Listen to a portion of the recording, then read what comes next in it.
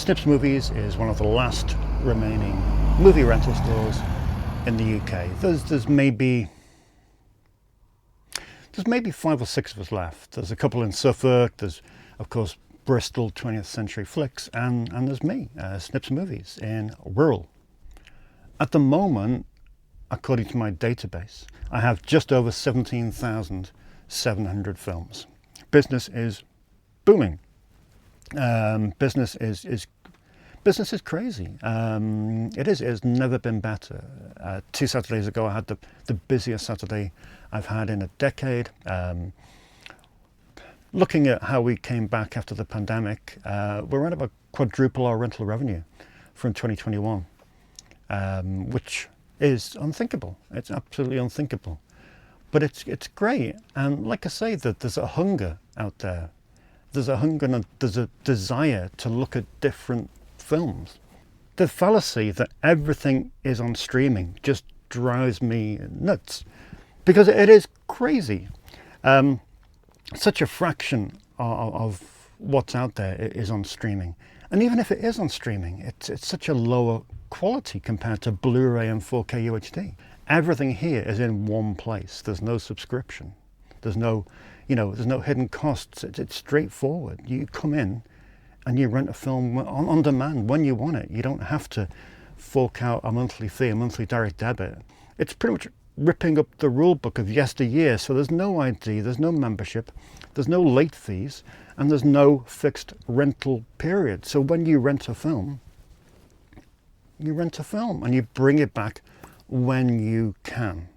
Yes, there's a caveat. Yes, I kind of say, well, think about other people. My customers here are very, very good.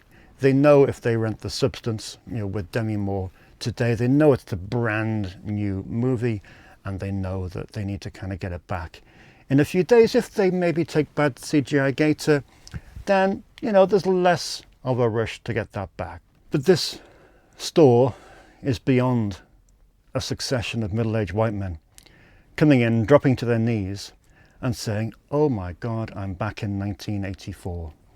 Yes, I understand there's a generation of people who are nostalgic for the way things were. But most of my customers now, this isn't nostalgia. Most of my customers, and my key demographic now is 18 to 35. They're the majority of my customers. They're the people that come in, week out, and rent 3, 6, 9 films at a time. This is anti-algorithm, that you're not being told by a computer what to go for and what to watch and which direction to take. I mean, that's just so wrong. We're intelligent human beings, but we're just removing our brains so often now and just giving computers the autonomy to make our decisions, which just makes me so mad. The joy I have of working here is seeing people go from, Italian world cinema over to film noir, over to westerns, and kind of just cherry pick from each section. And that's something you could never do on streaming, because it wouldn't let you. It's not designed to let you do that. It's designed to profile you, and decide what type of person you are and what you like. Imagine someone telling you what you like. It's so wrong. You should decide what you like, and you should try new things. Well, my dad opened a store here in 1976, and we did women's clothing for 19 years, which was fun. We had 3 stores. Things were great, but unfortunately, as the early 90s came to pass, the retail landscape changed, as it invariably does over time. My dad wasn't really scared of change, to be honest, and it was a fortuitous situation whereby the guy who owned the shop, which is just behind me here, he was retiring. He was 65, and he had a video store. He was a video butcher, which is true. Half the store was a rack of VHS, and the other side of the store was cold cuts and sausage and beef and steak and all that kind of thing. And yeah, it is true, when you took a VHS home, as my dad often rented VHS for me. You would open the box and it would smell of raw meat. It was quite something. So yeah, he retired. My dad had a chat with him, said, you know, is it worth looking at this as a viable business? The butcher seemed pretty convinced it was. So that's what we did. Overnight, you know, the whole ladies' clothing thing went by the wayside, and on the 8th of August 1995, we became Snips Movies. And for some reason, it just took place over a period of time, really. My dad kind of warmed to the situation suggested by my mum that I should come into the business, because I have two older brothers, both of whom, you know, do other things, have other passions, both in the arts and music. And they'd never really, you know, fancied it. But to me, it seemed like an interesting challenge, you know. I always got on well with my dad. We never had a cross word. He despised films. He had no inkling, no kind of, you know, desire to watch any. He had one favourite film, which was In the Heat of the Night with Rod Steiger, and that was his sole recommendation. And whoever came in for, oh, Pete, what can you recommend to me? Have you ever seen it, In the Heat of the Night? It's a very good film. And that was his one recommendation. Then he kind of had a momentous moment in 1995, where in the space of a month he watched both The Shawshank Redemption and Leon, and they superseded In the Heat of the Night. So for 27 years after that, he then had two other films that he could rely on. So that was kind of his, you know, three-hander of films. But no, he didn't have patience really for films. It wasn't his cup of tea. It's an obsession. It is an obsession. But I think, you know, we have obsessive personalities to some degree. Yeah, I remember getting up. I think I was summer holidays before I went away to uni, and I just came downstairs and there were like 300 VHS in the living room. And I was into films, but not mega into films. But just having access to all these films in the living room while my dad converted the clothes store into the video store, I could have like 6 weeks of just movie madness, and I just made my way through them. I try and watch 10 a week, which is 500 a year. So if you think that I've been obsessing over films for 30 years, then you're probably looking between 10 and 15,000 films. You know, I don't have a life. I don't have a life. You know, I don't socialize. I'm here 6 to 7 days a week, every week, 52 weeks a year, 9 to 10 hour days. That's my life. But it's a very, very fortunate position to be in. You know, you think of all the people employed, you know, how many of them can leap out of bed in the morning and want to get into work? Very few. So I feel very, very privileged. If I want to, I can re-alphabetize my horror section in an entire day of 8 hours. That would be a day's work. I could just re-alphabetize my horror section. I don't. But, you know, that's the level of fortune that we're talking about. That I could literally stand here at World Cinema and just kind of, you know, pluck films out from time to time and just kind of read them and think, yeah, I'll recommend that one. I think my brother mentioned it. He's a record collector to this level. And I'm quite serious when I say that. He has 20,000 records. And he said it's a mental illness. It is a mental illness to some degree. Because it is just complete obsession. It is complete obsession. It's all I think about. It's all I think about. Pretty much from the minute I get up, or the minute I wake up, to the minute I get out of bed. As soon as I wake up in the morning, I'm thinking, what film am I watching tonight? What film's going to be delivered today? Oh, I need to rearrange that. I need to print that tag for, you know, one car Y. It is just me. It is just me. I haven't had a holiday for 20 years, and it is just me that works here. I'm an absolute control freak. So with this place, I mean, you know, not with other aspects of life, but in here, I like to be completely in control. It's my world. It's where everything goes. It's the order of the way things are displayed. It's the fact that camera might not capture this, but it's having the equidistant spaces between Blu-rays and having 9 films, you know, 9 films face on, 9 films face on, 9 films face on. It's little patterns like that I'm really obsessed about. the goal for Snips is just to continue. It's to grow. It's to grow. That's all it is really. It's just to spread the word that this place exists. You know, I would hate for someone who was 17 years old to have a dream of being a filmmaker, but to never have access to the films that might inspire them to take that to the next level.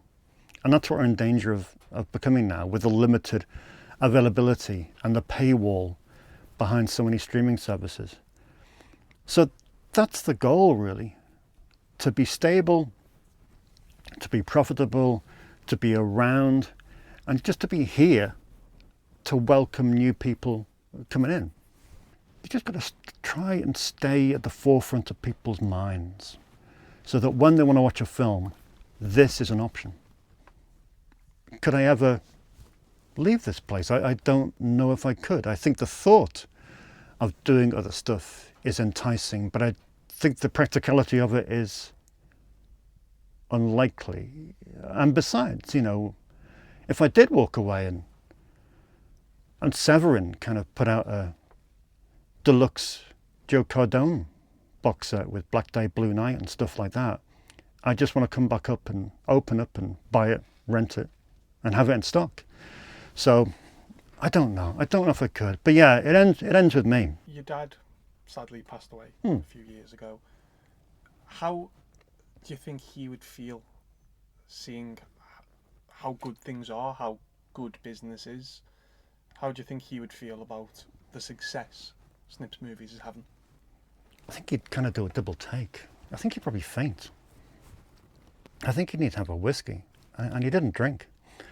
You know, March 2020, we were forcibly closed for 3 months. Tough time, because for my dad, he had worked every day of his life. So he doesn't have days off. So to sit at home forcibly and kind of with his own thoughts by himself, not a great period of time. Then to come back and discover that in that 3 months, streaming had had an incalculable boom in success and in popularity. It really did have an impact. So we spent a great deal, I wouldn't say 2020, I'd say more 2021. Pretty much all of 2021 was spent going around in the same discussion and saying, it's not really working out, is it? It did come to a stage where we were having to justify keeping them here to such an extent. So to have that conversation in 2021 to where we are now, 4 years later, where it is just ridiculous. It is so busy, so many cool people coming from further and further afield. 2 bus journeys, train journeys, car journeys of 30, 40, 45 minutes. You know, that commitment that I'm seeing from people from further afield has just revitalized the place, really. So yeah, I think he would just be in complete shock, because he said to me a number of times, he said, we will never get back to the way we were. And now we're not there yet, but we're not far off. I'm 47. I'm not going to do it forever. No one's going to take over from me. I don't really want to be my dad and be here at 80 years of old, kind of propping up the counter. I kind of regret that he didn't do more of the stuff that he maybe wanted to do. That's a bit sad.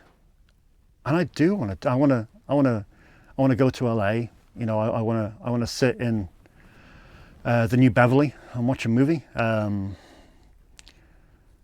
Yeah, there's the stuff I want to do. I want to write a couple of more books. I want to write more articles. I want to record more commentaries. And, you know, not everything is kind of focused on this. But in saying that, whenever I kind of say to people, you know, I'm not going to do this forever, they're like, well, yes, you are. And they're probably right, to be honest. I'll probably do this till the day I die. I think it's a refuge for the freaks and the geeks. And I say that in the nicest possible way, and I include myself in that terminology. I think it is a refuge for neurodiverse people, for people of different sexualities. You know, my LGBT section is right by the door. So when you leave the store, the last thing you see is the pride flag. And that's important to me because I feel as though everyone who comes here is in a safe place. Everyone is welcome.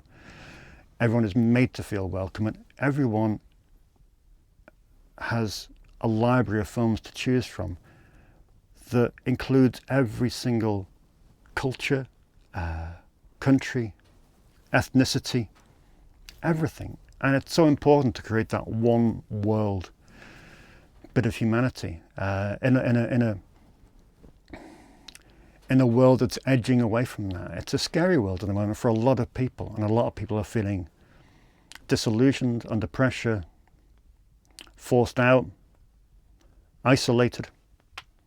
So I think it's important to create a safe space for people. So yeah, I think the people who come here probably do so because they kind of look around and they think, yeah, this is a place where I feel at home.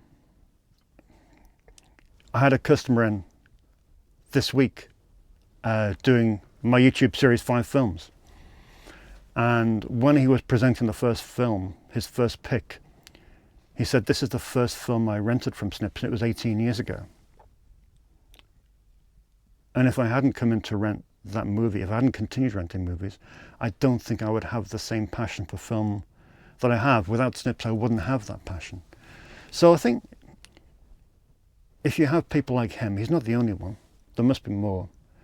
So if you've had an impact on people's lives whereby they've found something that they're really, really passionate about, that's changed their lives, they've watched a movie that's changed them, that's moved them, that's maybe made a decision for them, that maybe may have improved their mental health on a specific day in a specific moment when they really, really needed it, then yeah, I think that's a good legacy.